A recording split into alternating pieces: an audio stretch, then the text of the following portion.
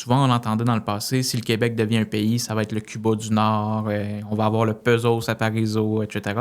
Donc, si le Québec devient un pays, est-ce qu'on va devenir pauvre? Et la réalité est que le Québec serait dans l'histoire l'État le mieux préparé à assumer son indépendance. Il y a les indépendantistes si. Tu sais, moi, je vais faire l'indépendance seulement si le Québec indépendant, il est comme ci ou... Non, la première décision, la décision fondamentale, c'est de décider par nous-mêmes. Au jour 1 de l'indépendance, qui est citoyen québécois? À 8 mois des élections québécoises, un parti domine dans les sondages et dans les élections partielles, le Parti québécois. Et il arrive avec une promesse audacieuse qui fait jaser. Tenir un référendum sur l'indépendance du Québec dans un premier mandat.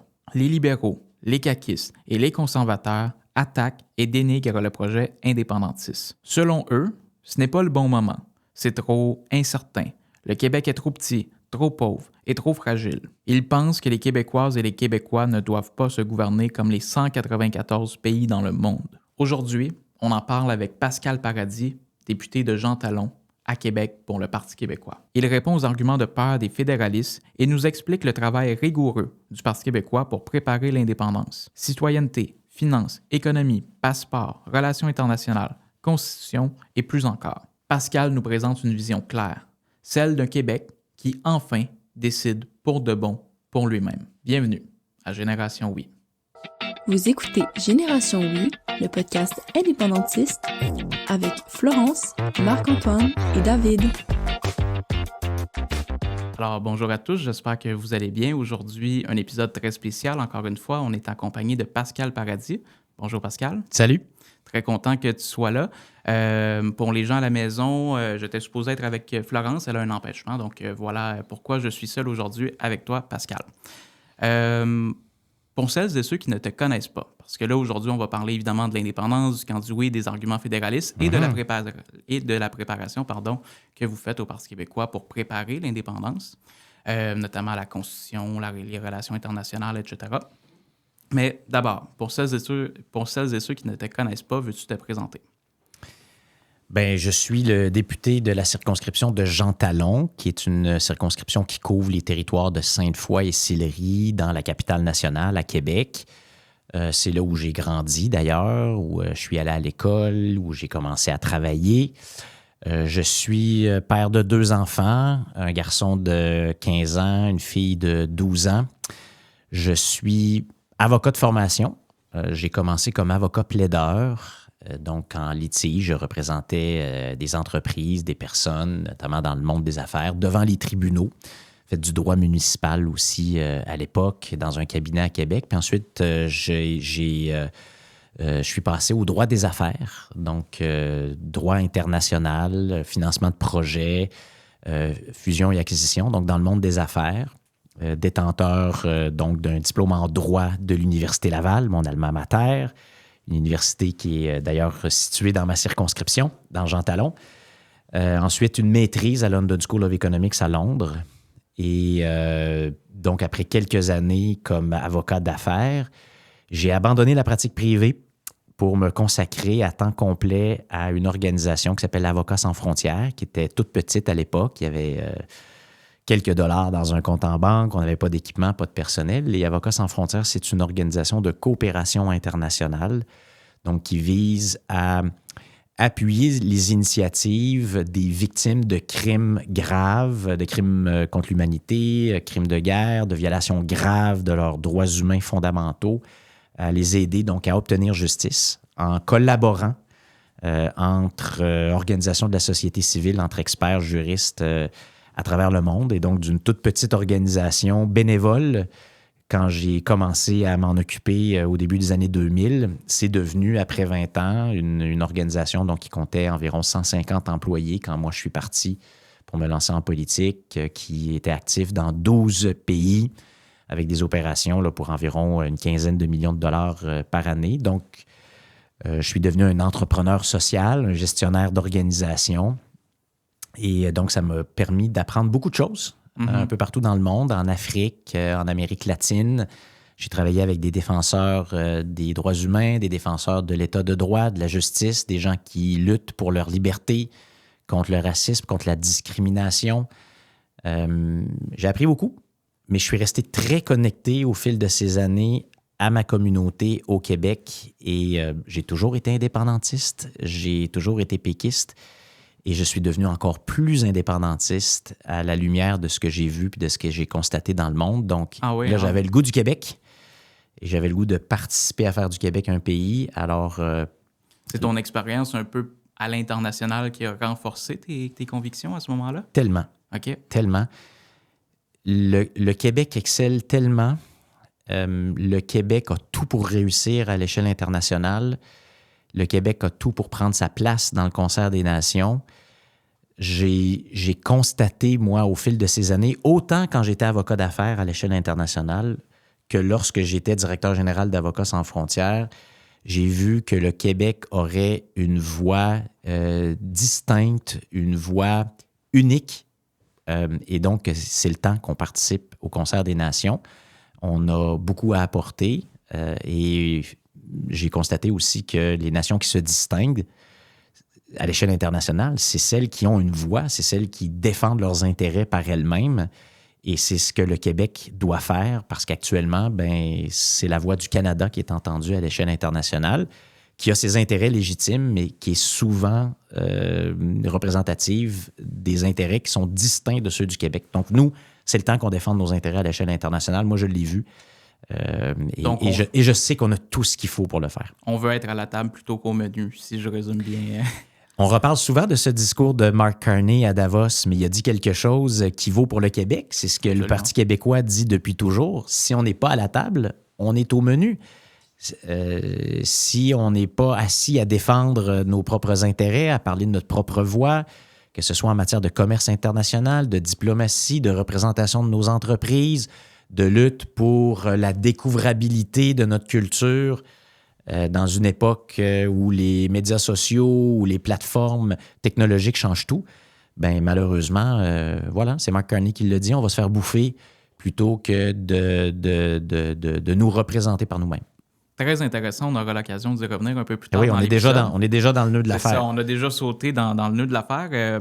Toi, ça a été quoi ton déclic pour te lancer avec le Parti québécois en 2023? Le Parti québécois a quand même connu une élection difficile, malgré l'élection de PSPP, de Pascal Bérubé et Joël Arsenault, mais ça reste que c'était un contexte où c'était un peu incertain encore l'avenir du Parti québécois, ça l'est un peu moins aujourd'hui. Donc, c'est quoi ton déclic en 2023 de te présenter comme candidat à l'élection partielle dans Jean Talon pour le Parti québécois?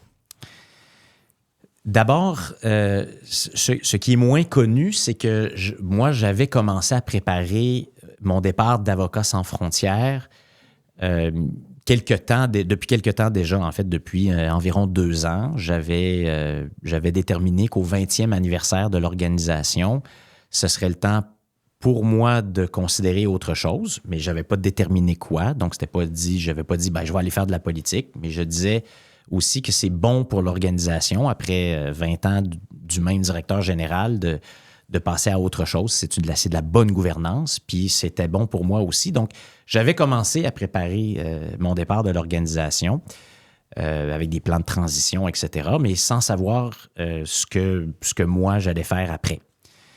Et là, arrive la démission de la députée de la Coalition Avenir Québec dans la circonscription de Jean Talon, Joëlle Boutin. Et le Parti québécois donc me contacté. C'était, je pense, au début du mois d'août en 2023. Et il y en a plusieurs, en fait, qui te le disent. Quand le train de la politique passe, là, tu te demandes, est-ce que je monte dedans? Moi, après quelques semaines de réflexion, je me suis dit que c'était le moment pour moi de me lancer parce que j'avais des convictions fortes puis que je pensais que c'était une opportunité unique. La circonscription, donc, allait incessamment être en élection partielle. J'ai eu des discussions avec Paul Saint-Pierre Plamondon qui ont été extrêmement intéressantes. Je l'avais vu pendant les élections générales de 2022. Il m'avait beaucoup impressionné par la clarté de son propos, par la force de ses convictions. J'étais très impressionné par le fait qu'il s'était lancé donc, pour la direction du parti à un moment où tout le monde prédisait la mort du Parti québécois. Paul a eu aussi... il y a eu des expériences à la dure dans d'autres élections avant. Moi, il m'avait beaucoup impressionné dans les débats. Ça, je pense qu'il faut le dire. Hein?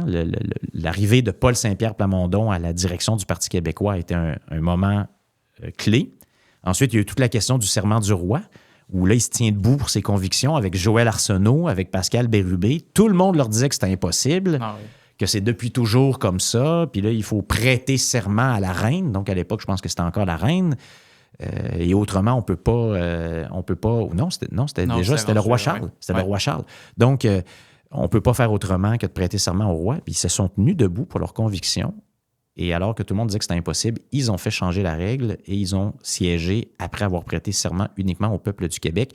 Ça a été un autre pas important. Puis ensuite est arrivé Jean Talon. Et moi, quand je me suis lancé, les sondages n'étaient pas encore ce qu'ils sont aujourd'hui. Jean Talon, c'était une circonscription qui n'avait jamais été gagnée par le Parti québécois. Jamais dans l'histoire. Hein? Jamais dans l'histoire. C'est quand même historique là, comme victoire. De toute l'histoire de la circonscription. Ouais. Même dans les moments forts du Parti québécois. Là.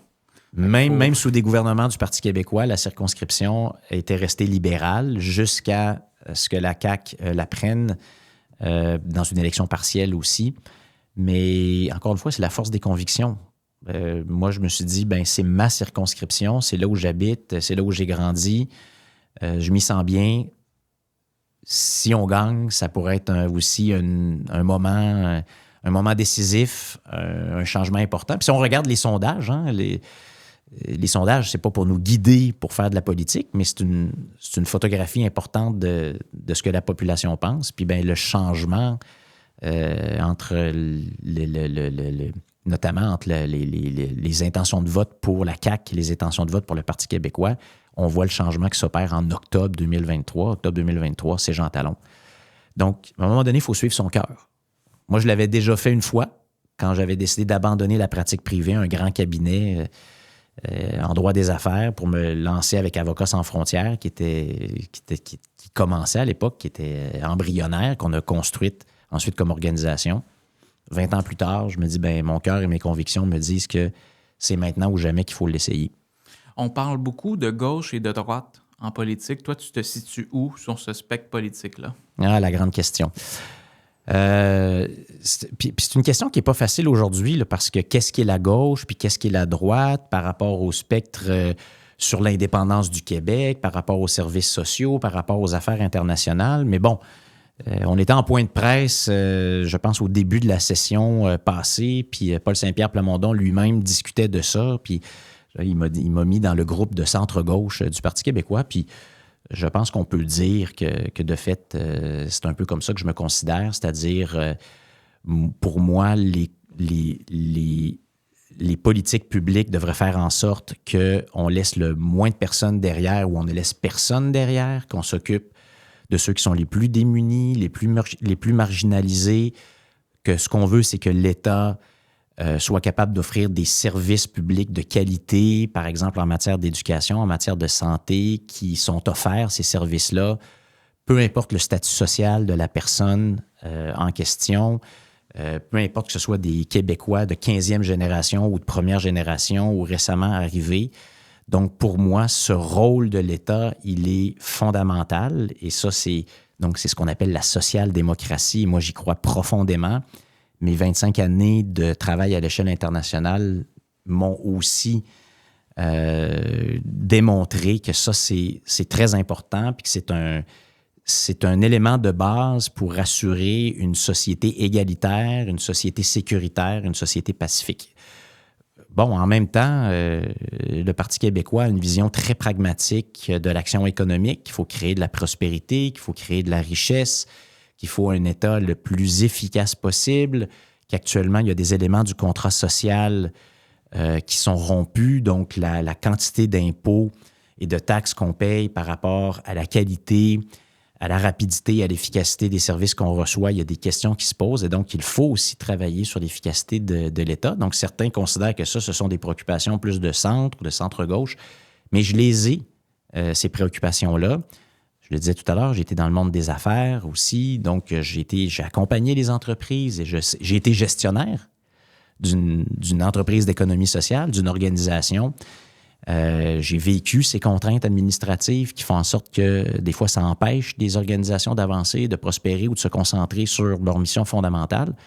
Donc ça aussi, ça fait partie de mes préoccupations et c'est pour ça que je me trouve très à l'aise dans un parti comme le Parti québécois qui est une coalition en quelque sorte. C'est ça, hein, c'est une coalition, donc il y a des gens plus de centre-droit puis des gens plus de centre-gauche, si je comprends bien au PQ.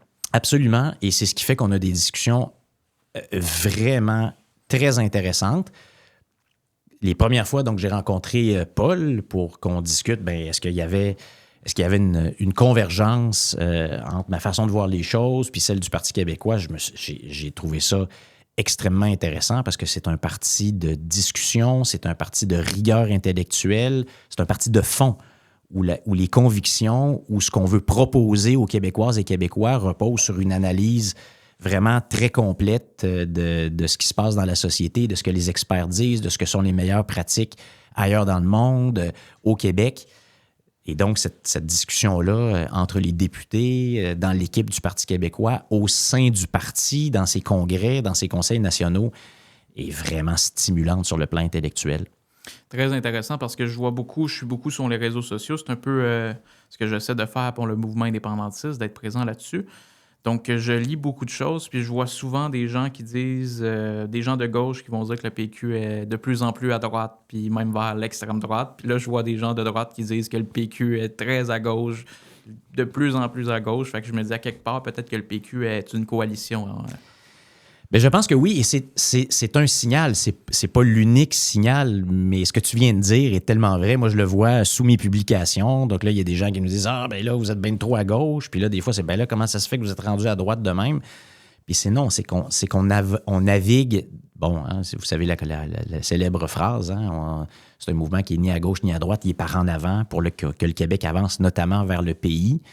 Mais oui, le fait qu'on soit dans cette coalition fait en sorte que je pense qu'on propose un programme social-démocrate pas mal au centre qui a ce qu'il faut, je pense, pour attirer l'adhésion d'une majorité de Québécoises et Québécois. Puis les dernières élections partielles, les 4 dernières, en fait, semblent démontrer, parce que c'est dans 4 régions très différentes, avec des profils très différents. Donc, Jean Talon à Québec, Terrebonne dans la couronne autour de Montréal, Arthabasca dans le centre du Québec, puis ensuite, tout récemment, Chicoutimi.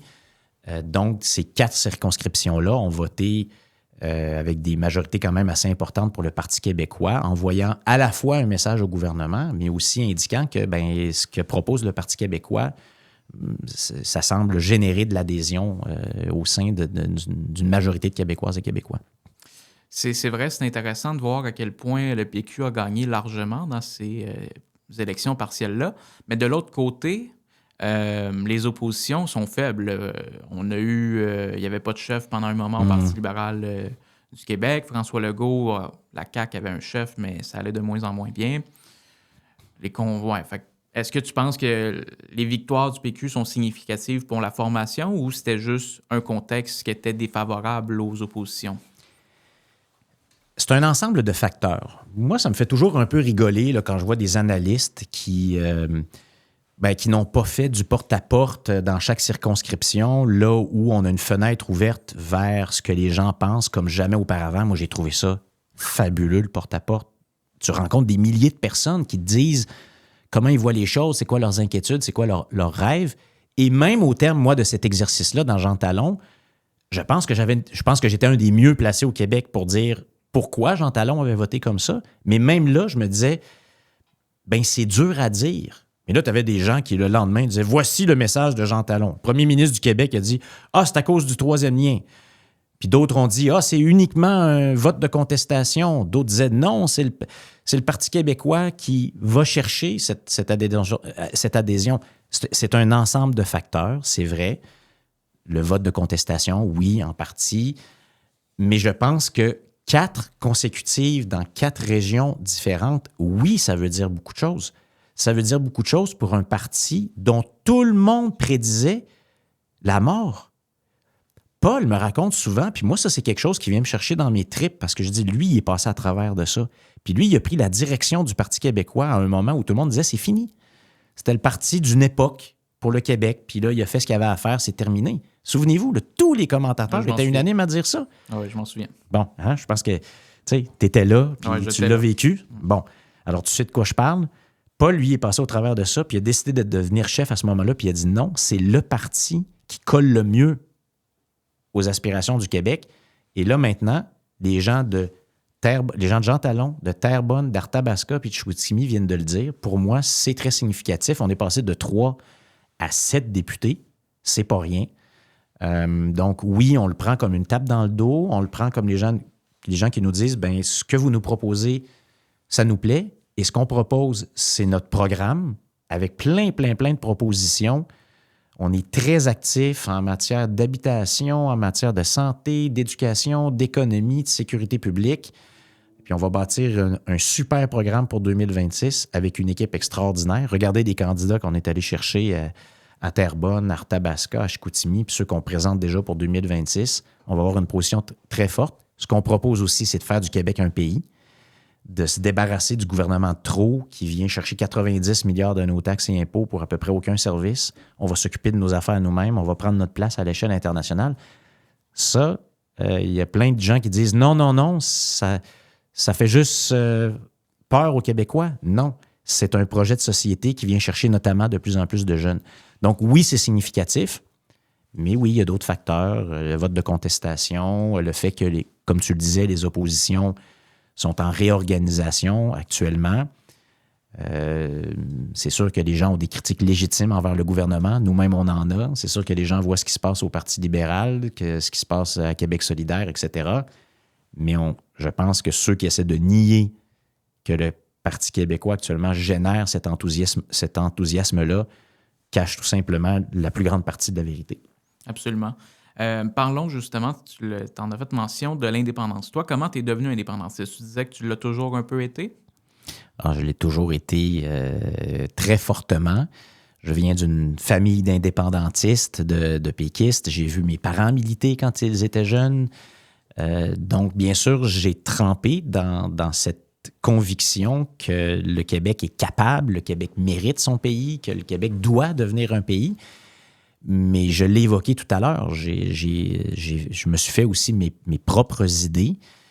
Donc, autant quand j'étais avocat d'affaires que lorsque j'étais directeur général d'une organisation de coopération internationale, j'ai eu l'occasion d'avoir cette ouverture vers le monde et de constater que, comme toutes les nations normales, le Québec doit faire ce pas-là, doit se dire oui, doit assumer son destin, que c'est un geste d'ouverture, que c'est un geste qui va nous permettre de nous propulser en avant, de bâtir un Québec à notre image, un Québec moderne, un Québec qui innove en allant chercher ce qui se fait de mieux ailleurs. Moi, quand je vois mes enfants, je me dis, mais c'est ça que je veux leur léguer de plus important, cette capacité de se doter d'un pays à notre image. Alors, vous voyez, là, pour moi, c'est la passion. Une des passions les principales qui m'anime.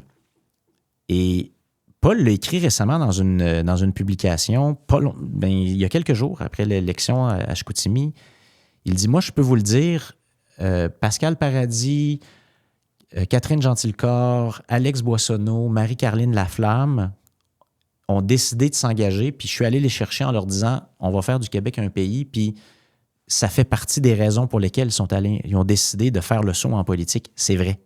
C'est vrai dans mon cas, puis j'en parle à mes collègues.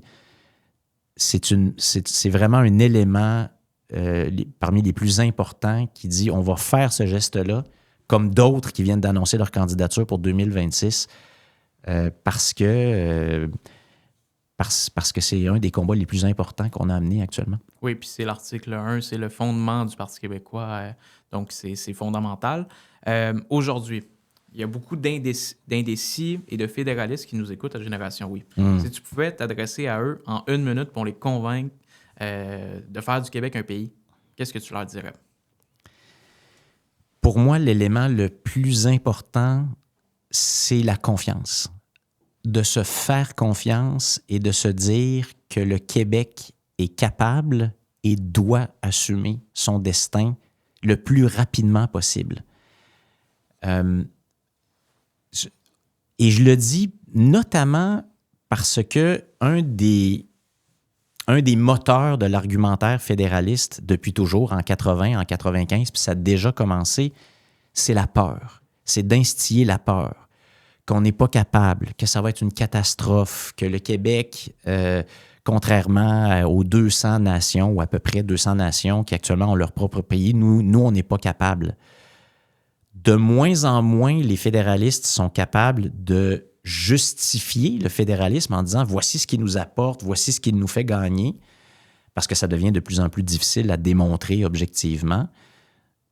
Et donc, nous, c'est de montrer les risques aussi qu'on encourt à rester, à continuer dans le chemin canadien, plutôt que de mener nous-mêmes notre barque. Alors, mon principal message, c'est « n'ayons pas peur, faisons-nous confiance ».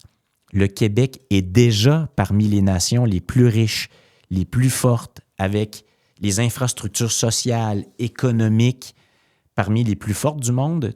Ça, ce sont des indicateurs objectifs qui le démontrent. Ce n'est pas le Parti québécois qui le prétend, ce n'est pas des souverainistes qui le prétendent.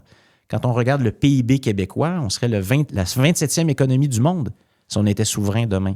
Quand on regarde plusieurs indicateurs comme la réussite scolaire, la capacité d'innovation, comme je le disais tout à l'heure, les infrastructures sociales dont on dispose déjà, le Québec n'a pas une diplomatie au vrai sens du mot, mais on est parmi les États qui ne sont pas encore de pays, une des représentations internationales les plus fortes. Bref, on est tellement bien outillés pour réussir et généralement, dans tout ce qu'on entreprend, on réussit, que ce soit en matière économique, que ce soit en matière sociale. On a tout ce qu'il faut. Faisons-nous confiance. Très intéressant. Puis là, je vais me faire l'avocat du diable pour une série de questions. Je vais me mettre dans la peau d'un fédéraliste oui. Puis te dire ce que j'entends le plus souvent ou ce que je vois le plus souvent dans les commentaires sous les publications indépendantistes. Il y a beaucoup de fédéralistes qui vont dire « OK, peut-être que le Québec indépendant, c'est viable, mais est-ce que c'est vraiment souhaitable, surtout dans le contexte actuel? » Le contexte actuel démontre encore plus la nécessité de l'indépendance du Québec parce que vous voyez à quel point toutes les nations du monde, dans les dernières semaines, se sont regroupées à la défense du principe de souveraineté. Voyez la déclaration, par exemple, des pays européens au moment où le président américain Donald Trump parlait du Groenland tout le temps.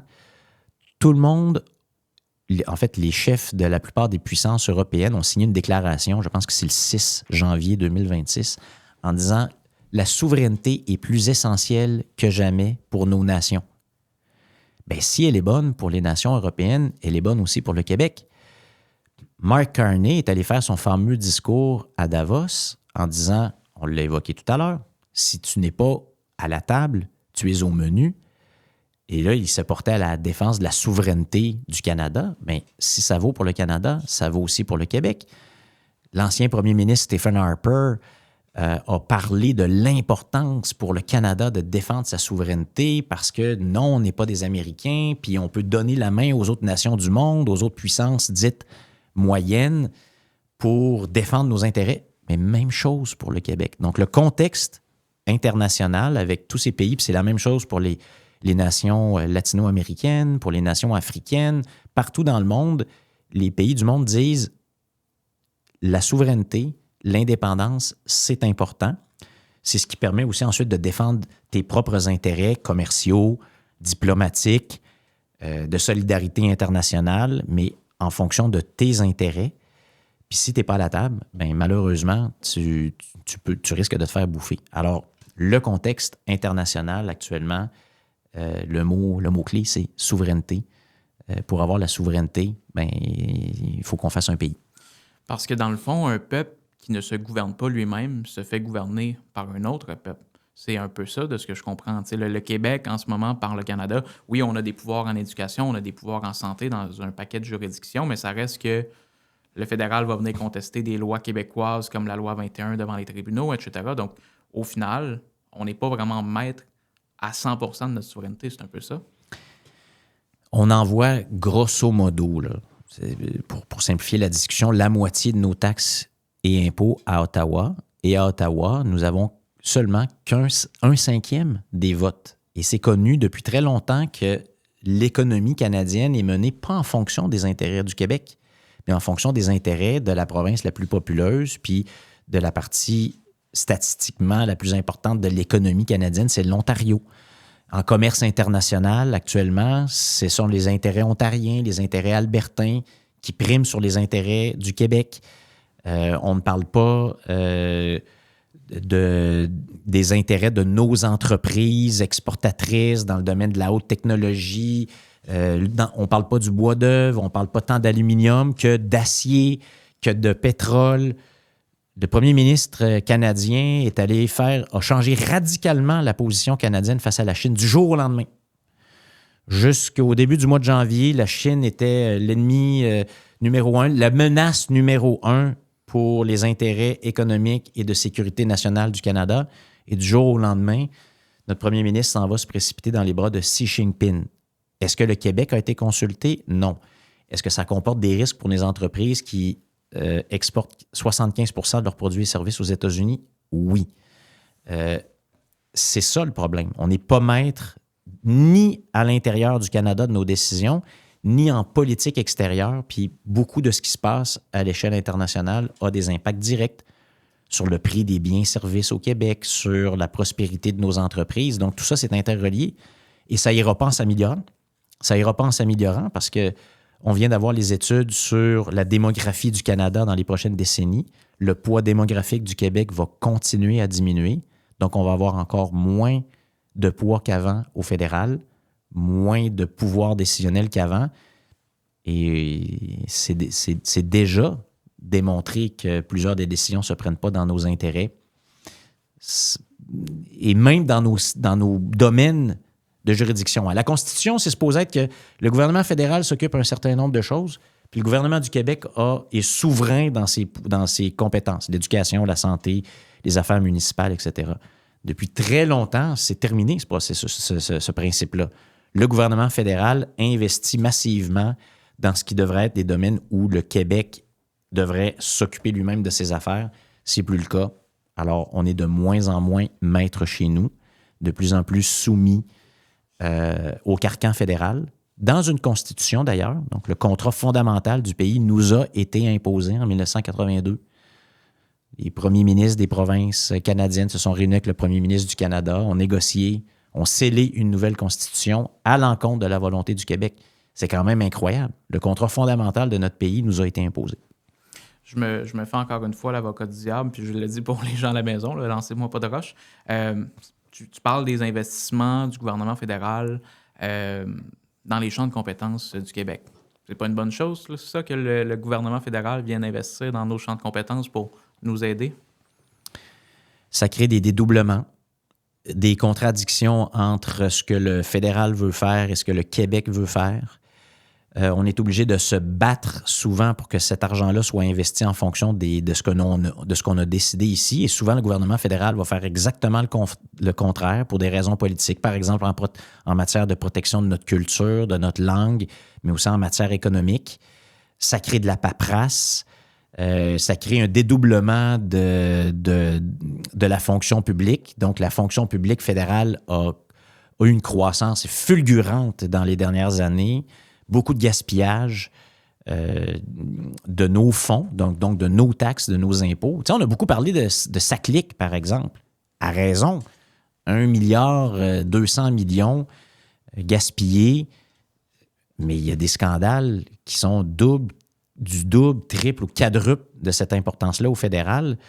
Le système de paye pour les pensions de vieillesse, Arrive-Can à l'époque de la pandémie, Phoenix, le système de paye fédéral. Donc, beaucoup de gaspillage, beaucoup d'argent gaspillé.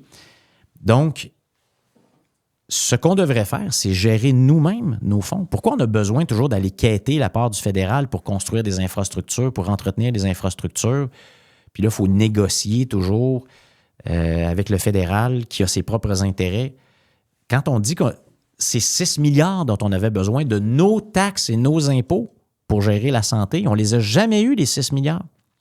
Quand on dit qu'on veut gérer le système d'immigration en fonction de la volonté des Québécoises et des Québécois d'avoir un modèle viable en immigration, celui que le Parti québécois propose notamment, mais que là, on se fait imposer la vision du fédéral avec notre propre argent, Est-ce que c'est bon pour notre avenir? Non.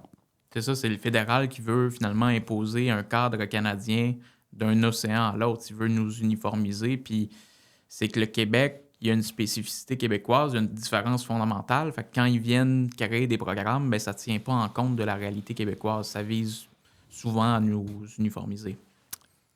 Et parfois, les intérêts canadiens qui sont divergents des nôtres sont légitimes. Ce que l'Alberta veut, puis ce que l'Ontario veut, c'est légitime pour l'Alberta, l'Ontario, puis les autres provinces.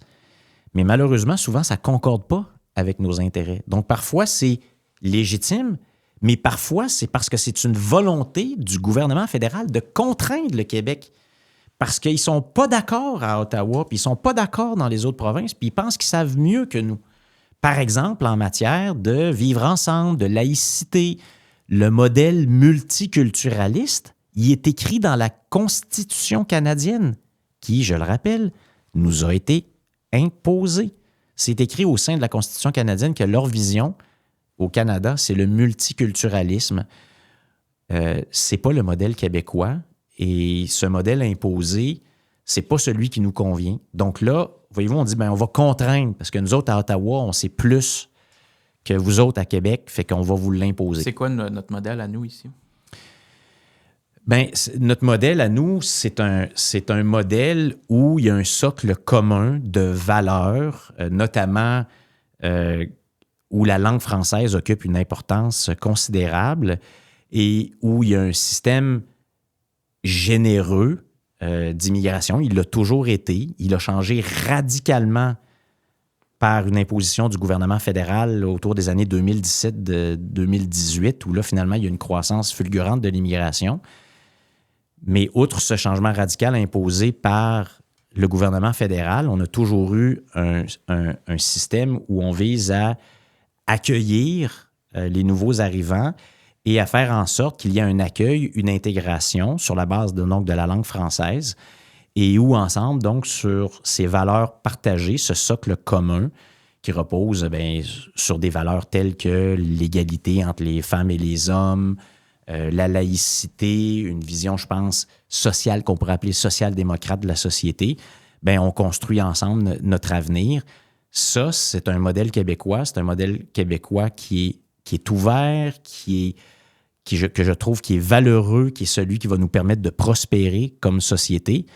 Mais là, malheureusement, il faut qu'on se batte. Il faut qu'on se batte avec le fédéral qui, lui, a une autre vision de ce modèle-là puis qui nous l'a imposé par ses lois, par le financement aussi qu'il donne souvent à des politiques qui sont contraires à celles qui sont décidées par le Québec, sans compter l'impact des tribunaux fédéraux, donc avec des juges qui sont nommés entièrement par le gouvernement fédéral et qui, comme on le sait, ont charcuté une partie des lois du Québec. Donc, c'est un système, c'est un carcan qui fait en sorte que le Québec n'est pas capable de décider par lui-même.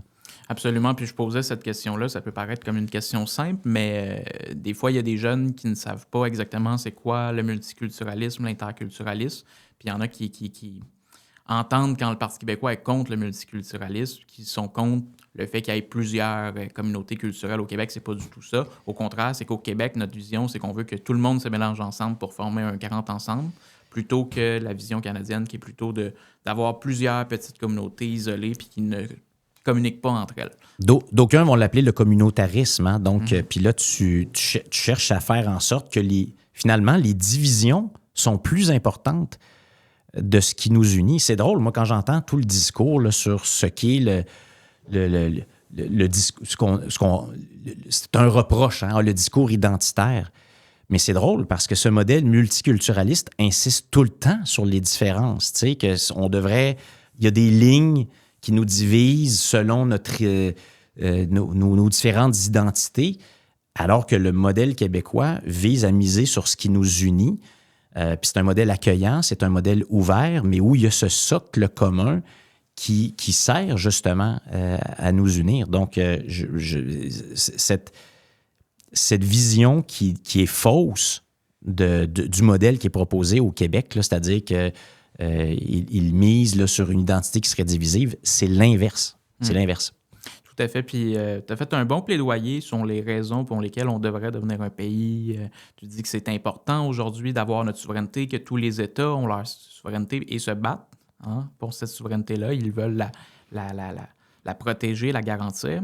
Je prends un petit moment dans l'épisode pour remercier du fond du cœur les Oui Québec. Les Oui Québec, c'est une organisation qui fait vivre l'indépendance partout au Québec, sur le terrain, dans les régions, à Montréal, partout, avec des événements culturels, politiques. C'est vraiment un partenaire de choix, puis je les remercie sincèrement de nous soutenir. Et là, ils viennent justement d'ouvrir le Club Pays. Le Club Pays, c'est un espace de rassemblement citoyen, un lieu pour se rassembler, un lieu pour apprendre, un lieu pour mobiliser. C'est exceptionnel. Je vous invite à aller les suivre sur leur compte Instagram Club Pays, Oui Québec. Ça vaut de l'or pour le mouvement indépendantiste et plus généralement pour la cause. Je pense que quand on est en politique, on veut faire avancer des idées, on veut réfléchir à l'avenir du Québec. Donc, c'est un espace qui va justement favoriser ça. Je salue les Oui Québec et je les remercie du fond du cœur encore une fois de nous soutenir. Allez les suivre sur les réseaux sociaux. Et encore une fois, je me fais l'avocat du diable. Dans un contexte où on a Donald Trump à côté de nous. Tu sais, Donald Trump est au pouvoir, il est président américain, il est instable.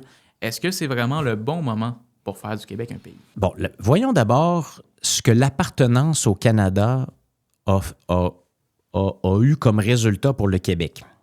Parce que tout le monde dit, les fédéralistes nous disent heureusement qu'on fait partie du Canada parce que ça nous protège, c'est un bouclier. Ben, est-ce que l'appartenance au Canada a fait en sorte que Donald Trump n'a pas pu nous menacer de tarifs? Non. Est-ce que ça fait en sorte que les tarifs n'ont pas été imposés? Non. Est-ce que ça fait en sorte qu'il y avait un Canada uni dans sa réaction face à Donald Trump? Non. Il a failli que le Québec se batte quasiment plus fort avec les autres provinces pour essayer d'avoir une voix dans la réponse ou dans la façon de réagir à la guerre tarifaire qui était déclenchée par Donald Trump. On a vu l'Ontario agir par elle-même avec les fameuses campagnes publicitaires de Doug Ford. On a vu l'Alberta se battre de son côté aussi pour son pétrole. Donc, il n'y a pas eu cette unité non plus canadienne dans la réaction. Est-ce que l'appartenance au Canada a fait en sorte que quand notre premier ministre était là à Washington, à cause du poids politique du Canada, il a été reçu avec un tapis rouge? Non, souvenez-vous. Notre premier ministre et les autres premiers ministres des provinces ont été obligés de payer des lobbyistes pour avoir un rendez-vous avec des conseillers de conseillers du président américain. Donc, cet argumentaire qui est présenté comme une évidence que d'appartenir au Canada, ça nous protège des événements qui se passent actuellement à l'échelle internationale, il est faux. Ah, puis là, il y en a qui me disent, ben c'est l'armée canadienne qui nous protège notamment aussi. Mélanie Joly dit que si on devient un pays, les États-Unis vont nous annexer. Qu'est-ce que tu réponds à ça? Mais le Québec indépendant serait dans la même catégorie de pays que le Canada sans le Québec ou même que le Canada actuel incluant le Québec. Donc, c'est ce qu'on appelle à l'échelle internationale les puissances moyennes. Donc, ce n'est pas l'armée canadienne qui protège le Québec.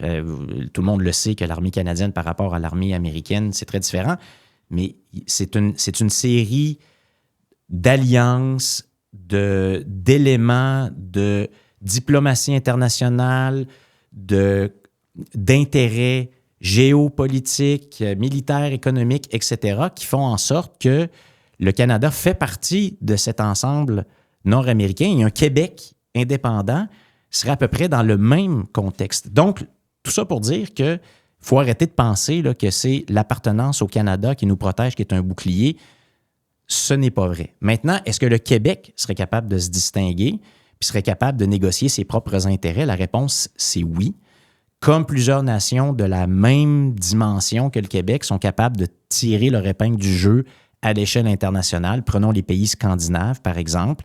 Les pays scandinaves qui ont des alliances aussi internationales, qui sont intégrés à un bloc européen, qui sont voisins d'une grande puissance. Dans leur cas, c'est notamment la Russie. Ils tirent leur épingle du jeu. Le Québec serait tout à fait capable de tirer son épingle du jeu, mais surtout, il parlerait pour lui-même. Il défendrait ses propres intérêts.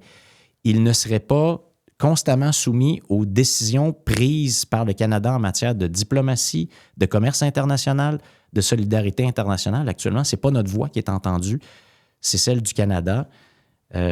Donc, le contexte international actuel, c'est une raison de plus de se dire il faut qu'on soit capable de se représenter nous-mêmes, de défendre nos intérêts nous-mêmes.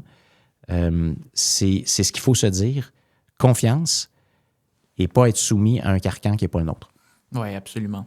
Mais il y a quand même cette crainte-là là, qui revient souvent dans ce que j'entends là, ces temps-ci. Puis je pense que ça va être ça, la grande carte des fédéralistes pour la prochaine élection, c'est de dire, ben c'est pas le moment. Puis en fait, ça fait des siècles là, qu'ils nous disent ça, c'est pas le moment de faire l'indépendance. Là, ils vont sortir de leur chapeau. Ben Trump va en profiter si on devient un pays. Il va nous annexer. La peur de l'invasion américaine, là, elle est très... Ça fait peur. Ça vient pogner le nerf puis les émotions des gens. Ça vient les toucher directement. Puis c'est légitime de se poser des questions, mais malheureusement, la campagne de peur, elle est commencée. Et on entend déjà des trucs complètement farfelus. Le ministre des Relations internationales, Christopher Skeet, là, qui dit qu'il va y avoir des risques d'invasion russe. Puis qu'on va être, mais ça, c'est n'importe quoi. Là. Donc, ces intérêts géopolitiques, militaires, économiques ne cesseront pas d'exister du jour au lendemain avec l'indépendance du Québec. Là, on a entendu la semaine dernière le ministre des Finances, Éric Girard, qui dit que ça coûte déjà... X millions les perspectives, alors que c'est complètement faux, que ça repose sur du vent, qu'il n'y avait aucun document, aucune indication qui le démontrait. Donc, la campagne de peur, elle est commencée, mais il faut regarder les faits objectivement. Puis nous, on a dit, ben le Parti québécois, bien sûr, notre engagement demeure. Dans un mandat du Parti québécois, on va organiser un référendum parce qu'il faut l'indépendance. Le référendum, c'est le moyen d'arriver à l'indépendance dans un premier mandat. Dans le premier mandat, parce que chaque mois, chaque année qui passe pour le Québec à l'intérieur du régime fédéral nous coûte. Les risques associés au fédéralisme, c'est ça dont il faut de plus en plus parler. Le Québec qui ne parle pas par lui-même à l'échelle internationale, qui paye une grande partie de ses impôts, qui les envoie à Ottawa pour à peu près aucun service, qui a de moins en moins de poids dans les décisions, qui se fait de plus en plus imposer les visions du gouvernement fédéral puis du reste du Canada. Ça fait partie des risques. Mais la consultation populaire, le référendum, bien sûr, on va l'organiser au bon moment dans ce premier mandat du Parti québécois. Puis c'est ce que Paul Saint-Pierre Plamondon a rappelé notamment le soir de l'élection partielle à Chicoutimi.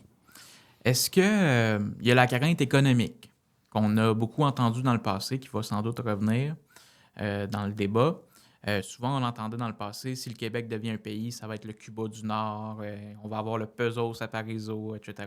Donc, si le Québec devient un pays, est-ce qu'on va devenir pauvre? Non. On va prospérer encore plus. Il y a plusieurs exemples, d'ailleurs, que les fédéralistes n'aiment pas citer, là, mais par exemple, nous, on parle souvent de la Slovaquie qui, après son indépendance, a connu un boom économique parce que c'est un moment d'investissement, c'est un moment de renouveau, c'est un moment où les investisseurs, où les marchés sentent qu'il y a des opportunités.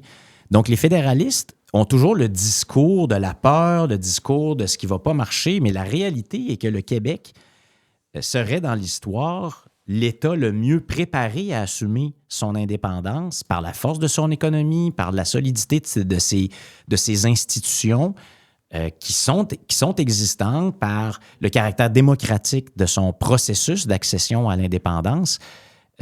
C'est de ça dont on va parler de plus en plus pour se dire on a tout ce qu'il faut, on est capable.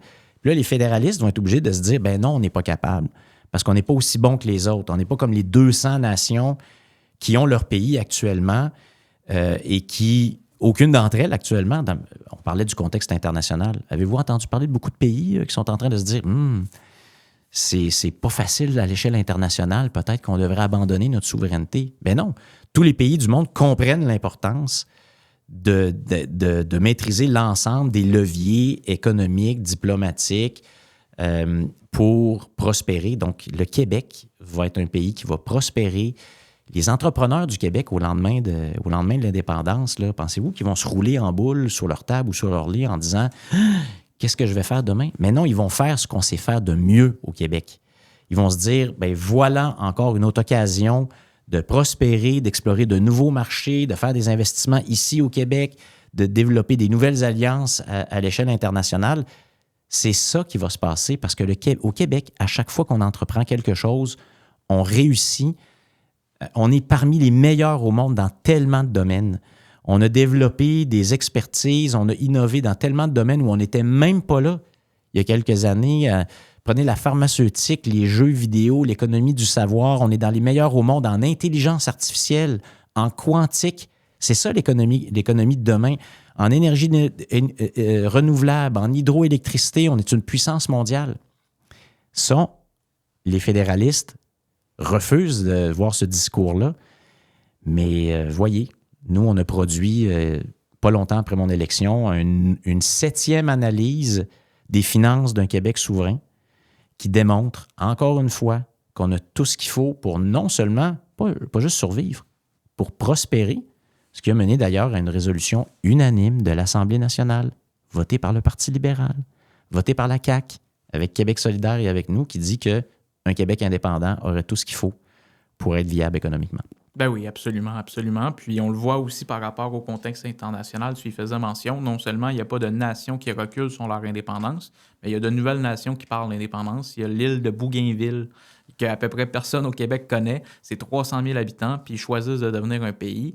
Il y a l'Écosse qui recommence à parler de plus en plus d'indépendance. Ils sont en élection générale. Le Parti indépendantiste est en tête. Ils parlent abondamment d'indépendance. Ils vont faire un grand rassemblement pour l'indépendance. Donc, comme tu le disais, au fond, c'est peut-être le bon moment, justement, quand on voit qu'il y a de plus en plus de petits pays ou de pays de taille moyenne qui collaborent ensemble, face au grand ensemble, pour faire valoir leur intérêt propre. Je pense que c'est vraiment ça. Mais ce que tu dis est important. Si tu regardes la carte du monde, il y a 200 ans, il y a 100 ans, il y a 50 ans, il y a aujourd'hui. Il y a toujours plus Qu'est-ce de que pays. tu notes? Ben oui, parce Toujours. que c'est le destin des nations que de dire, ben on va décider par nous-mêmes, on va assumer notre destin. Pour nous, c'est ça. C'est une question d'accomplir, pour le Québec, d'accomplir son destin. Donc, il faut arrêter aussi de penser que c'est quelque chose qui est contre nature ou... Tu sais, quand moi, j'entends des fédéralistes dire, ben voyons donc, la tendance internationale est au regroupement. Ben, la tendance internationale est au regroupement de pays indépendants qui décident de dire, je vais décider par moi-même, puis après ça, je vais voir quelles alliances, quels traités je peux signer qui vont correspondre à mes intérêts. Les gens disent, les fédéralistes disent, ben, regarde ce qui se passe en Europe. Ben, l'Europe, c'est une alliance de pays indépendants. Les pays scandinaves dont je parlais tout à l'heure ont déjà été ensemble, hein, dans un seul royaume. Aujourd'hui, ils sont d'excellents voisins. Il va voir un Suédois ou un Danois, un Norvégien, demande-lui qui est son meilleur voisin. Il va te parler des autres pays scandinaves. Va leur demander, ben, voudrais-tu revenir comme avant puis céder ton indépendance? Ils vont dire, ben non, j'avais besoin de mon indépendance. Même chose pour nous. Puis ça les empêche pas de collaborer entre eux, comme que le Canada puis le Québec vont pouvoir mieux collaborer après l'indépendance d'égal à égal face aux Américains dans une négociation de libre-échange. L'indépendance, c'est pas un geste de fermeture, c'est un geste d'ouverture. C'est une main tendue vers le monde. C'est le Québec qui dit, je veux décider par moi-même ici. Moi, j'aime bien mes voisins, là, par exemple, chez moi. J'aime bien mes voisins. Mais il ne me viendrait pas à l'esprit de leur confier la moitié de mon budget et de dire « Viens gérer ma maison ». Non? Non. OK? Même si je les aime. Donc, c'est un acte de souveraineté ici pour dire on va décider par nous-mêmes. Mais à l'échelle internationale, c'est ça. Quand on dit participer au concert des nations, c'est de dire nous, on a une contribution à apporter. Puis c'est le temps qu'on prenne notre place à l'échelle internationale. Puis oui, on peut collaborer, on va continuer. Nous, on le dit, une des premières sorties du livre bleu du Parti québécois qui explique c'est quoi notre vision de l'indépendance du Québec, c'était sur les relations internationales. Justement. C'est significatif. Puis c'est de dire, ben oui, on va faire partie des agences multilatérales, on va être un agent positif pour la paix mondiale, pour les droits humains. On a quelque chose d'extraordinaire au Québec. Moi, je l'ai vu dans mes 25 années à l'échelle internationale. On a cette capacité de favoriser la bonne entente, les règlements, la négociation parmi les plus grands arbitres de conflits à l'échelle internationale, ce sont des Québécoises et des Québécois. Le système de règlement alternatif des disputes pour éviter les conflits aux Nations unies, ça a été bâti par des Québécois. Ma bonne amie Louise Otis est une des grandes artisanes de ce système-là, puis je pourrais vous nommer plein d'arbitres. Puis les Québécois sont très présents à l'échelle internationale. C'est étonnant. Dans les institutions internationales, tu vas partout dans le monde, tu rencontres tout le temps des Québécois. C'est comme si on était un pays de 300 millions d'habitants, tellement il y a de Québécois qui participent à la construction d'un monde meilleur à l'échelle internationale. C'est ça qu'on est capable de faire. Puis il est temps qu'on prenne notre place. C'est vrai que c'est intéressant. On n'a pas conscience à quel point il y a des Québécois dans les grandes institutions internationales. Pourquoi? Qu'est-ce qui explique ça, qu'il y a autant de Québécois à l'international qui travaillent à l'ONU, dans les différentes organisations? Je pense qu'on a des caractéristiques qui font de nous des personnes à même justement de contribuer à ce que les nations se parlent mieux parce que c'est nos origines. Donc, avec cette rencontre des Premières Nations, des premiers descendants des Français qui arrivent ici, ensuite des gens qui arrivent et qui forment les ancêtres des Québécois d'origine anglaise, des Canadiens anglais. Puis là, les vagues d'immigration qui arrivent ensuite. Donc, on a vraiment Donc, c'est l'histoire de notre peuple, en premier lieu. Ce bilinguisme qui est le nôtre. Bon, moi, je suis un avocat. Nous, on est parmi les rares sur la planète à connaître et à fonctionner dans les deux des plus grands systèmes juridiques internationaux, la common law et le droit civil. Donc, c'est cette capacité, cette histoire des Québécois, le fait que... vous savez, c'est dur de donner des caractéristiques d'une nation puis d'un peuple, parce que chaque personne est différente, puis là, on n'est pas tous pareils, mais il y a comme des caractéristiques qui nous réunissent. À l'échelle internationale, les Québécois ne sont pas vus comme des gens qui arrivent pour imposer un point de vue, qui ont un agenda caché, puis qui veulent prévaloir. On est vus comme des gens qui favorisent cette capacité de convergence. Et donc, ça, c'est très apprécié à l'échelle internationale. Moi, je l'ai vu pendant de très, très, très nombreuses années. Donc, raison de plus de développer cette capacité-là. Absolument. Très intéressant. Tu as mentionné tantôt le livre bleu. Mm-hmm. C'est quoi ça, le livre bleu? Bien, c'est une promesse de Paul Saint-Pierre Plamondon et du Parti québécois qui a dit il y a plein de questions légitimes qui se posent sur ce que serait un Québec souverain, puis qu'est-ce que ça veut dire, l'indépendance du Québec. Et on va arriver avec une base très rigoureuse, très fouillée, très détaillée, qui donne des réponses, qui donne des grandes lignes de ce que ça veut dire l'indépendance du Québec. Et donc ça s'appelle le livre bleu. Et on s'était engagé avant les prochaines élections générales, donc à intervalles réguliers, dévoiler des chapitres jusqu'à ce qu'il y ait ce livre bleu. Donc les premiers chapitres qui ont été dévoilés concernent par exemple les relations internationales. Ça veut dire quoi, un Québec indépendant en matière de relations internationales? J'en ai parlé un peu avec toi tout à l'heure. Ensuite, on a parlé de monnaie québécoise, puis d'avoir une banque québécoise. Donc, on a expliqué comment on peut y arriver.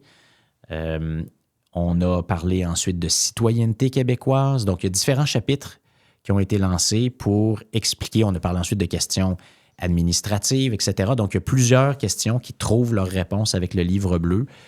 Et moi, je trouve que ça démontre la rigueur du Parti québécois puis le sérieux qu'on met dans cet exercice-là.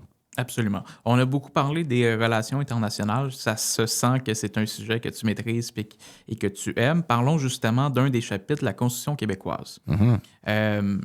Vous avez présenté un peu la première étape qui serait la prise de pouvoir donc du Parti québécois et la Constitution provisoire. C'est quoi ça, une Constitution provisoire?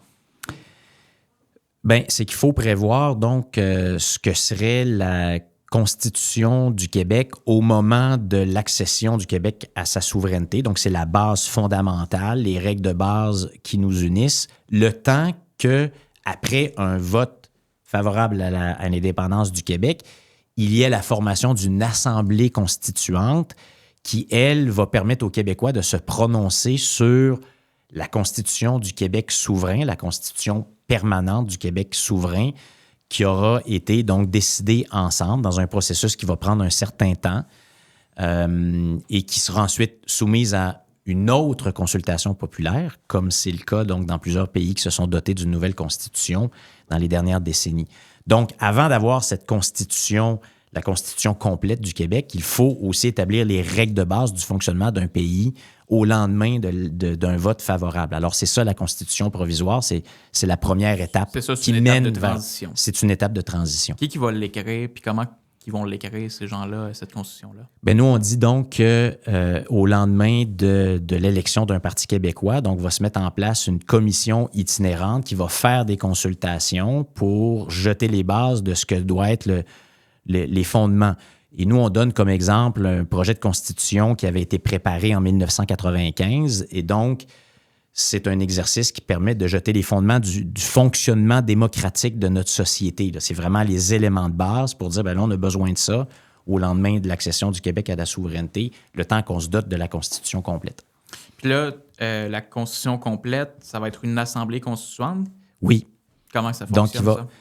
Bien, ça, c'est de très larges consultations qui permettent à des experts, qui permettent à l'ensemble de la société civile de discuter ensemble de ce que sera la Constitution du Québec, de ce qu'elle doit contenir, de ce que sont nos valeurs communes les plus fondamentales, pour qu'ensuite il y ait l'écriture de ce projet de Constitution qui sera ensuite soumise à l'approbation du peuple québécois dans une autre consultation populaire, ce qui est un projet absolument formidable, hein, parce que là, c'est là que tu dis, bien, on est en train de d'abord construire sur ce qu'on a déjà, hein, on ne part pas à zéro, mais on a cette opportunité unique dans l'histoire d'un pays de se redire ensemble ce qu'on veut être, ce qui est notre contrat fondamental, alors qu'actuellement, notre contrat fondamental a été imposé au Québec à l'encontre de notre volonté. Donc, pour nous, c'est une expérience unique, c'est un beau projet. Et pour nous, ça doit venir donc après l'indépendance, parce que là, ça permet d'avoir ce débat-là une fois que le débat sur l'indépendance du Québec aura été réglé. Parce que là, maintenant, le Québec est souverain. Au moment où ça se passe, le Québec est souverain. Donc là, on est tous ensemble dans un même projet de société. Une fois, donc, que l'indépendance aurait été votée. Pour nous, actuellement, cet exercice-là n'a pas lieu avant, parce que là, il mêlerait la question de, il faut qu'on décide faut qu'on devienne un pays, de décider par nous-mêmes. C'est la grande question fondamentale. C'est la grande question fondamentale, puis là, actuellement, ça, c'est un des problèmes, là, parce qu'il y a les indépendantistes-ci. Tu sais, moi, je vais faire l'indépendance seulement si le Québec indépendant, il est comme ci, ou d'autres vont nous dire non, c'est seulement si le Québec indépendant, il est comme ça. Non, la première décision, la décision fondamentale, c'est de décider par nous-mêmes. Puis ça, cette décision-là, elle ne devrait pas avoir de couleur politique. C'est pas à gauche, c'est pas à droite, c'est par en avant. Et une fois qu'on a pris cette décision-là, ensuite, on a la discussion donc sur ce qui est la Constitution du Québec. Il y a des gens de Québec solidaire qui vont vous dire au Parti québécois, ce serait mieux de faire l'Assemblée constituante avant parce que ça permettrait de rassurer les gens. Ça permettrait de rassurer notamment les communautés culturelles de leurs droits dans un Québec indépendant. Qu'est-ce que tu en penses? Bien, c'est pas notre vision pour les raisons que je viens d'énoncer. Parce que la première décision à prendre, c'est de décider par nous-mêmes. Et cette décision-là, elle n'a pas de couleur politique, elle n'est pas associée à un projet de gauche, à un projet de droite. C'est un projet de faire du Québec un pays où on aura la chance d'avoir ces débats-là, mais de décider par nous-mêmes, de ne plus se faire imposer des décisions par le gouvernement fédéral, de ne pas avoir notre mot à dire en matière de relations internationales. C'est la première décision à prendre. Puis si on commence à la mêler à toutes sortes de sujets de politique publique qui sont tous importants, bien là, on va mêler deux choses qui sont distinctes. Il faut procéder par étapes. d'abord se donner la possibilité d'avoir cette discussion-là, ensuite l'avoir. Mais le livre bleu, c'est même quasiment la première étape parce que vous venez répondre justement aux grandes questions fondamentales. Les relations internationales, ça va être quoi notre poids à l'international? Qu'est-ce qu'on fait avec ça? La Constitution, comment on va l'écrire? La citoyenneté québécoise, qui va y accéder? Fait que c'est un peu déjà ça, là. Ce sont les questions de base de ce que ça veut dire être un pays. C'est ça. On vient rassurer les gens. Ensuite, les questions de politique publique, de comment on va gérer le pays du Québec, bien, on va être un pays normal. On va être un pays normal où il va y avoir des... Au lendemain de l'indépendance, bien, ça se pourrait qu'il y ait une reconfiguration des partis politiques, de l'offre politique. Et là, comme tous les pays normaux, bien, il va y avoir des élections, puis des moments, bien, là, le Québec va voter un peu plus par là, puis il va y avoir d'autres moments, le Québec va voter un peu plus par là, mais on va être un pays normal. Là, il y a des gens qui veulent verrouiller le Québec de demain, qui ne veulent dire que, ben moi, je veux le Québec si seulement il est à gauche, ou je veux le Québec seulement s'il est à droite. C'est pas ça. C'est décidons par nous-mêmes, soyons un pays normal, comme les nations normales qui se dotent de la faculté de plus se faire dire par d'autres comment ils vont gérer leurs affaires. On va gérer nos affaires nous-mêmes, puis là, on va pouvoir avoir ces débats-là ensemble. Mais libérés du carcan fédéral. Puis le reste du Canada va poursuivre son chemin avec ses intérêts légitimes. Et là, nous, on va décider en fonction de nos intérêts à nous, puis d'où est-ce qu'on est rendu comme société. Donc, si je résume bien, la première étape, c'est le livre bleu, l'élection du Parti québécois par la suite, le référendum avec une constitution provisoire, et puis, quelques années après l'indépendance, il y a les assemblées constituantes pour la constitution permanente. C'est bien ça? Bien, le livre bleu, c'est une clarification de ce que ça veut dire être un pays. Pour le Parti québécois, bien, en même temps, on travaille sur notre plateforme électorale. Donc, on va faire une proposition de bon gouvernement, de bonne gouvernance, parce que là, les Québécois n'en peuvent plus de la gestion brouillonne, du gaspillage de fonds publics de ce gouvernement de la CAQ, dont la troisième voie, là, ce rêve, en fait, cette illusion de la CAQ, qui est l'illusion fondamentale de la CAQ. La CAQ a été créée en se disant, ben là, le débat entre les fédéralistes et les souverainistes, ça n'a pas fonctionné, donc nous, on va proposer de faire des gros gains à l'intérieur du régime fédéral. Nous, on va être capable, là où tout le monde a échoué depuis 1867, à ce que le Québec, ses choix fondamentaux soient respectés, puis qu'on ait plus d'autonomie à l'intérieur du Canada, et dit, nous, on va réussir. Donc, ça, c'est un échec. Donc là, les Québécois ont vu cet échec-là. Donc, nous, on va proposer une alternative à ce gouvernement parce que, on l'a indiqué, là, c'est au lendemain de l'élection du Parti québécois, il faut gérer le Québec. Donc, nous, on va faire cette proposition-là, on va avoir une plateforme et en même temps, bien, on va dire aux Québécois, bien, voici ce qui s'en vient, c'est la route vers le pays. Absolument. Parce qu'on est rendu là, puis il faut le faire. Moi, ce qui m'allume, l'une des choses qui m'allume le plus dans le projet indépendantiste, c'est vraiment la Constitution.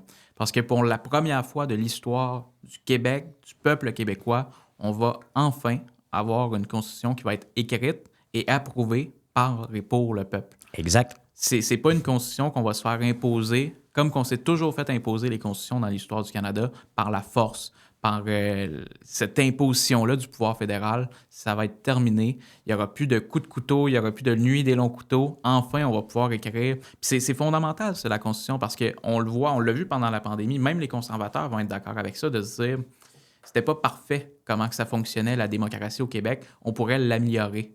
Mais c'est justement ça, les assemblées constituantes, ça va être la place pour discuter quel rôle joue tel et tel pouvoir, le pouvoir judiciaire, le pouvoir législatif, etc. Qu'est-ce qu'on met en place comme contre-pouvoir? Fait que moi, je trouve ça fondamental. Puis c'est vraiment l'aspect démocratique qu'on va pouvoir améliorer parce qu'on a une institution, l'Assemblée nationale, c'est bien, mais on pourrait avoir aussi des contre-pouvoirs.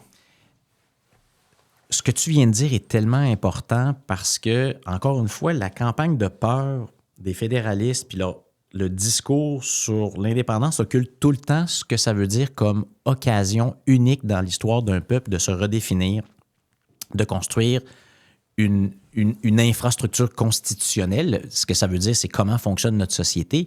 Mais en le faisant, là, en s'inspirant de ce qui se fait de mieux à travers le monde, en faisant un constat de où est-ce qu'on est rendu comme société. Pour les jeunes du Québec, c'est un projet fantastique. Actuellement, le fonctionnement du Canada est en partie déterminée par la Constitution de 1982 qui nous a été imposée à l'encontre de notre volonté, mais en grande partie aussi par une vieille Constitution de 1867. Les gens qui nous écoutent, il faut s'imaginer comme c'était quoi la société en 1867. Ben ça, on n'a pas réussi à la changer parce qu'elle est cadenassée maintenant. On ne peut plus rien changer à ça. C'est très difficile à toucher. Puis en plus, ça a été interprété de telle sorte qu'en fait, c'est le gouvernement fédéral qui prend de plus en plus de place.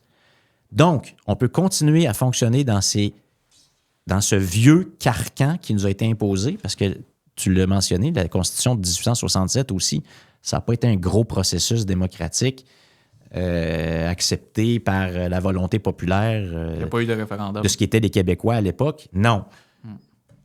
On a l'occasion de se débarrasser de tout ce carcan qui date d'une autre époque et de se bâtir une société moderne, unique, à notre image.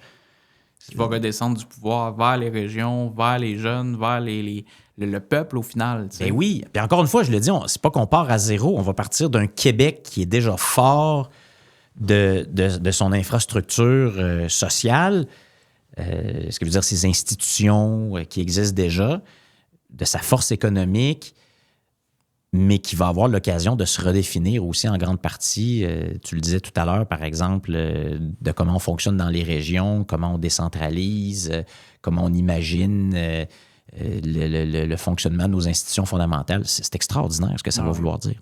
Moi, je vous préviens d'avance, je vais militer pour réinstaurer des référendums d'initiative populaire. Je pense que vraiment, ce serait intéressant d'avoir ce concept-là, mais c'est un autre débat. Oui, mais un moment unique pour le faire. Exactement. C'est ça que ça nous permet. Fait que moi, ça me fait rêver, puis je suis impatient de pouvoir le faire, mais il faut faire du Québec un pays pour ça. La citoyenneté québécoise. Vous avez présenté un chapitre également là-dessus, au jour 1 de l'indépendance. Qui est citoyen québécois? Tous ceux qui sont domiciliés au Québec et qui ont la citoyenneté canadienne au moment de l'indépendance du Québec deviennent des citoyens québécois.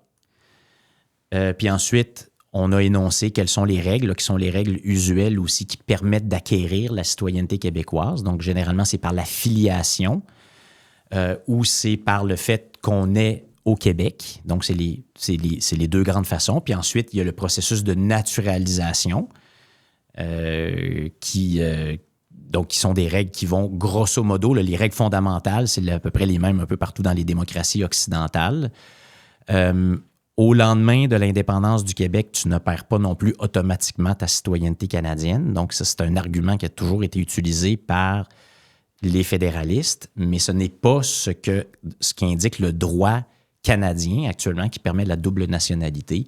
Donc, ça, c'est des éléments. Quand on parle du livre bleu, quand on a publié notre document sur la citoyenneté, ce sont des éléments fondamentaux comme ça qui sont basés sur les règles du droit international, sur les règles du droit canadien actuel et de ce que seraient donc les fondements de la citoyenneté québécoise. Très intéressant parce qu'il y a beaucoup de gens, je ne sais pas à quel point c'est répandu, mais j'ai déjà entendu des gens qui disent « Moi, je suis citoyenne canadienne, mais je ne suis pas né ici. Donc, si le Québec devient un pays, j'ai peur. » Comment on peut les rassurer, ces gens-là? Parce que dans ce que tu dis, c'est que si tu as ta citoyenneté canadienne, tu vis ici, québécoise. Tu as ta citoyenneté québécoise. Il n'y a personne qui est expulsé. Là. Il faut rassurer les gens. Je ne sais pas d'où que ça vient, cette peur-là. Là. Les Québécois qui ont la citoyenneté canadienne au moment de l'indépendance deviennent citoyens québécois. Voilà, ça ne peut pas être plus clair que ça. Puis les gens qui sont en attente de processus, donc qui sont ici au Québec, mais qui attendent la citoyenneté canadienne, qu'est-ce qui arrive avec ces gens-là? Bien, les processus vont suivre leur cours, mais là, vont être assumés par les nouvelles autorités québécoises. Et là, les règles, parce que ça fait partie des questions que les gens nous posaient. Oui, mais là, ça va être quoi, les règles, les seuils, etc.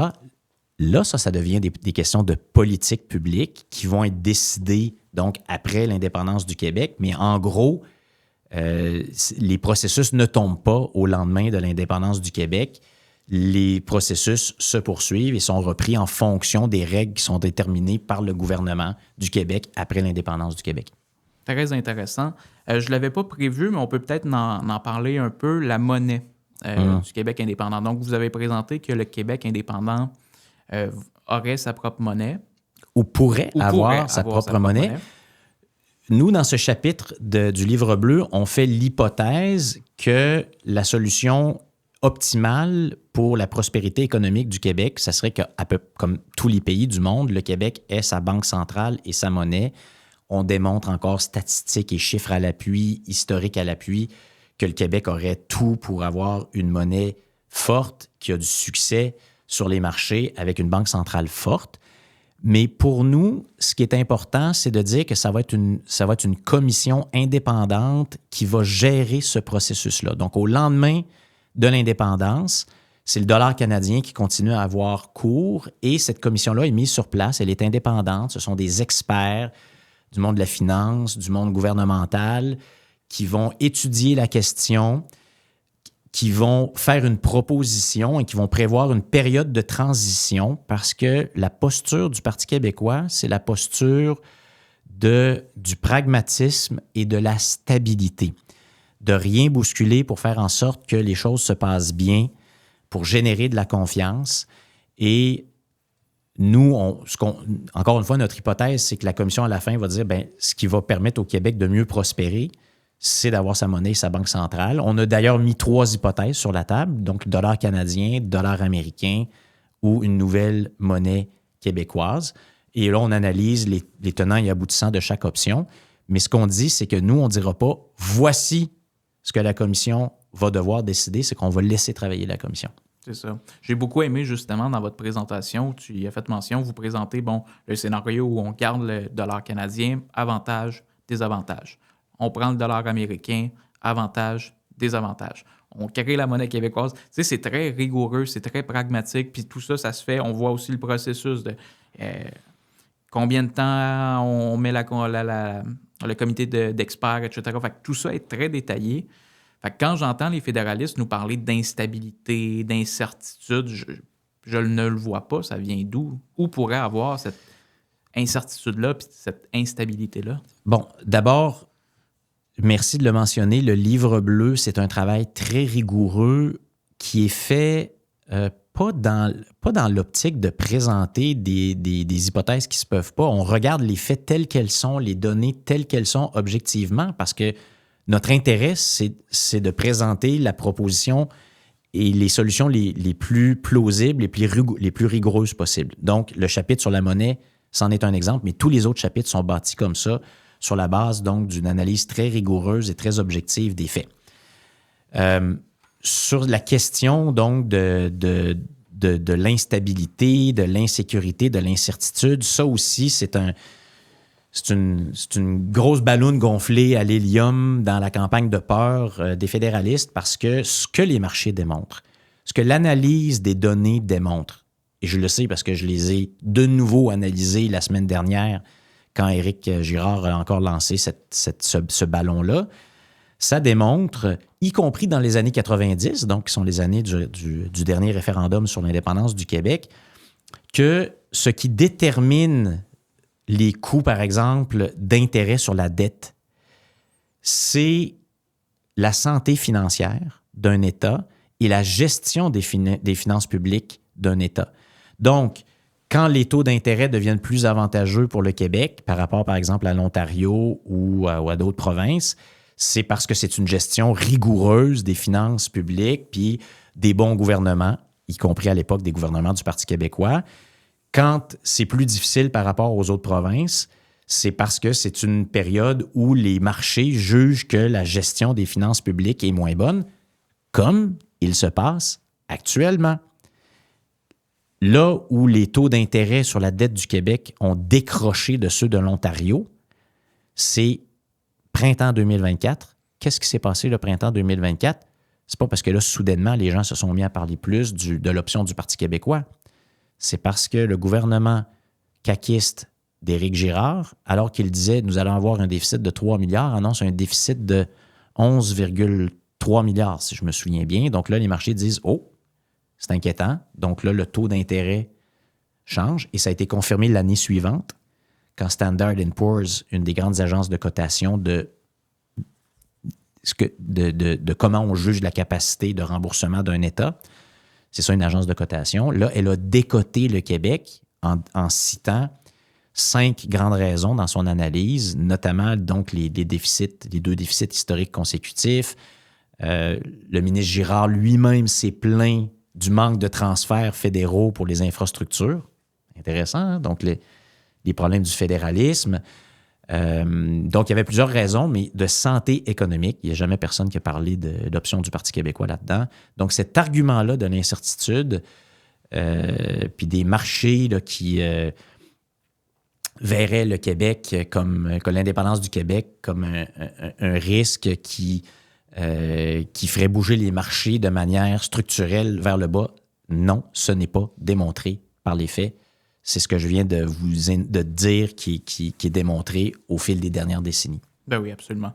Puis tu as très bien répondu. Si les gens, d'ailleurs, ont d'autres questions par rapport au premier chapitre du Livre bleu que vous avez dévoilé, tout ça, c'est disponible sur le site du Parti québécois. J'ai trouvé très intéressant vos infographies, là, vos fameux napperons qu'on appelle. Là. Oui. Puis tout ça est très détaillé. Puis il y a les conférences de presse aussi où Paul, avec vous, dévoile tout ça. Donc, j'invite les gens à aller jeter un coup d'œil là-dessus. Parlons un peu, avant de terminer, du camp du oui. Parce qu'il va falloir gagner ce fameux référendum-là. On sent qu'il y a une fenêtre historique qui se prépare. Qui s'en vient. On voit qu'il y a de plus en plus de jeunes qui sont mobilisés pour l'indépendance dans la société civile, dans les partis politiques. Ça ressemble à quoi ton camp du oui idéal? Le plus large possible, le plus dynamique possible, le plus intergénérationnel possible. Et je pense qu'on s'en va de plus en plus vers là. Et ça, c'est lié à ce que je t'expliquais tout à l'heure sur la coalition, que le Parti québécois, ça a toujours été une coalition, c'est encore une coalition qui se veut la plus ouverte possible pour tout le monde qui pense que le Québec doit être un pays. Donc, c'est pas une question de gauche, de droite, c'est pas une question de couleur politique, c'est pas une question de quelle politique publique pour après l'indépendance. C'est pas une question d'âge, en fait, ou je devrais le dire à l'inverse, c'est pour tous les âges, c'est pour toutes les orientations politiques, c'est pour toutes les visions de ce que sera le Québec indépendant. C'est pour les Québécois de plusieurs générations, comme les nouveaux arrivants qui nous arrivent d'ailleurs beaucoup avec leur propre expérience de décolonisation, d'indépendance nationale, de lutte pour leur nation. Moi, je dis toujours, venez avec nous, inspirez-nous parce que vous êtes passés par là. Puis là, on tente souvent d'opposer les deux, mais non, mais ça va ensemble. Les gens qui nous arrivent d'Afrique, du Maghreb, d'Amérique latine, c'est des peuples qui, il n'y a pas si longtemps, ont dû lutter pour leur indépendance nationale et qu'ils comprennent ce que ça veut dire de ne pas être capable de décider par soi-même et qu'à l'inverse, qui savent ce que ça veut dire d'être capable ensuite de décider par soi-même. Donc, moi, je dis, tout ça, on est tous dans le camp du oui, dans le camp de gens qui ont confiance en cette capacité du Québec de s'assumer lui-même, qui ont le goût de ce pays tout neuf dont on se doterait, puis qui nous permettrait de se bâtir un pays à notre image, à l'image du Québec d'aujourd'hui.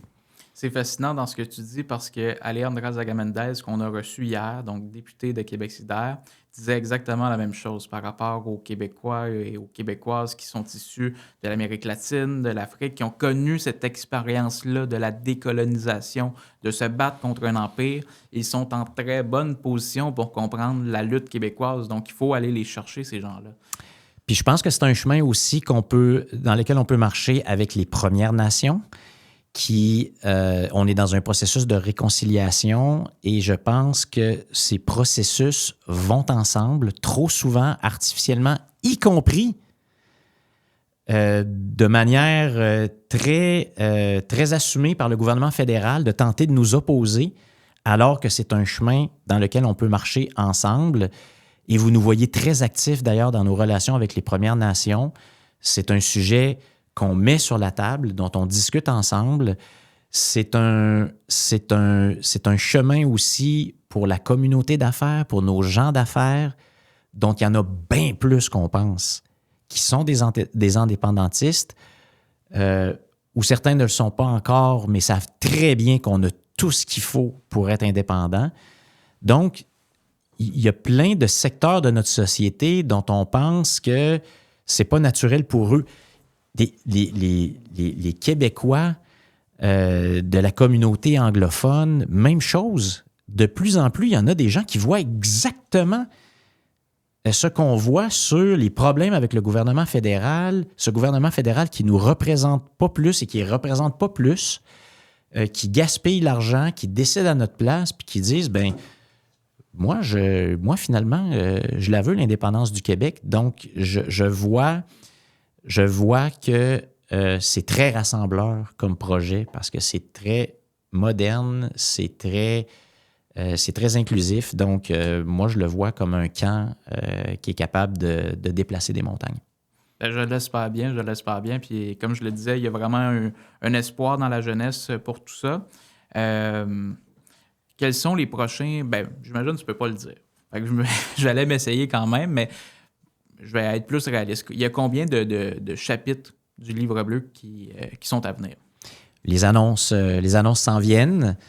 Le travail se continue et donc restez à l'affût, celles et ceux qui nous écoutent. Puis tu as bien essayé, mais je l'aurais essayé. On s'en vient. Abonnez-vous, puis peut-être que ça va fonctionner. Mais blague à part, merci beaucoup d'avoir mis tout ça en lumière. On aura l'occasion de recevoir d'autres gens du Parti québécois pour continuer à en parler parce que ce travail-là, il est très important, puis il faut le mettre en lumière. Il faut rassurer les gens, montrer c'est quoi les opportunités de l'indépendance, et vous le faites très bien. Merci beaucoup d'avoir pris ce temps-là avec nous. On terminerait avec la fameuse partie ça ou ça. Ah ouais. Donc, je te lancerai des questions, puis tu peux répondre rapidement ou tu peux te justifier, puis on prendra le temps d'en parler par la suite si tu veux. Lève tôt ou lève tard? Plutôt lève tôt. Mais couche tard, lève tôt. Je comprends ça. René Lévesque ou Jacques Parizeau? Les deux, ça c'est impossible de choisir. Les deux sont des piliers de notre mouvement et chacun des deux lui a apporté quelque chose d'unique. Donc, les deux. Les deux. Jean-Pierre Ferland ou Paul Piché? Je les aime les deux, puis je les écoute encore tout le temps, les deux. Mais bon, Jean-Pierre Ferland, c'est lui qui chante Le Petit Prince. Et cette chanson-là, je l'ai tellement chantée à mes enfants le soir pour les endormir. Donc, puis salutations Paul, j'ai tous tes disques ou à peu près, je t'adore aussi, mais juste pour cette chanson-là, un petit... Petite préférence. Ouais. CAQ ou QS? Parti québécois. Étienne Copé ou Daniel Boucher? Aïe. C'est drôle, je viens d'aller voir le spectacle d'Étienne Copé. Puis je connais bien Daniel Boucher. Bon, donc, je le connais personnellement, puis c'est un chic type absolu. Je me souviens encore de la première fois où je l'ai vu chanter La Décise. J'ai été jeté par terre. Donc, je dirais encore une fois, en toute amitié pour Étienne Copé, je dirais Daniel Boucher. J'étais bien informé sur celle-ci. Québec indépendant avec un gouvernement de droite ou Québec province avec un gouvernement de gauche? Non, c'est un Québec indépendant qui s'assume puis qui va avoir des gouvernements qui seront ceux qui ont été choisis par le peuple québécois. C'est ça la démocratie. C'est exactement ça. Convergence des indépendantistes ou division assumée? Non, on va converger pour faire le pays. Absolument. Merci beaucoup, Pascal. J'invite les gens à te suivre sur les réseaux sociaux, Instagram, Facebook, X, je présume. Donc, merci beaucoup d'avoir été avec nous. C'était vraiment un plaisir. Merci beaucoup. Merci à toi. Merci beaucoup. Et je remercie les gens à la maison d'avoir écouté cet épisode-là. Si vous avez aimé, puis si vous avez trouvé que Pascal était convaincant, comme moi, partagez, commentez, aimez, c'est ce qui va donner un boost dans l'algorithme. Donc, comme je le disais à quelques moments dans l'épisode, il y a une fenêtre historique pour faire du Québec un pays. On voit que nos chiffres augmentent. Il faut continuer dans cette vague-là. Donc, si vous voulez le faire et si vous voulez nous aider, nous soutenir, c'est la meilleure façon de le faire. Et sur ce, on se dit à la prochaine fois.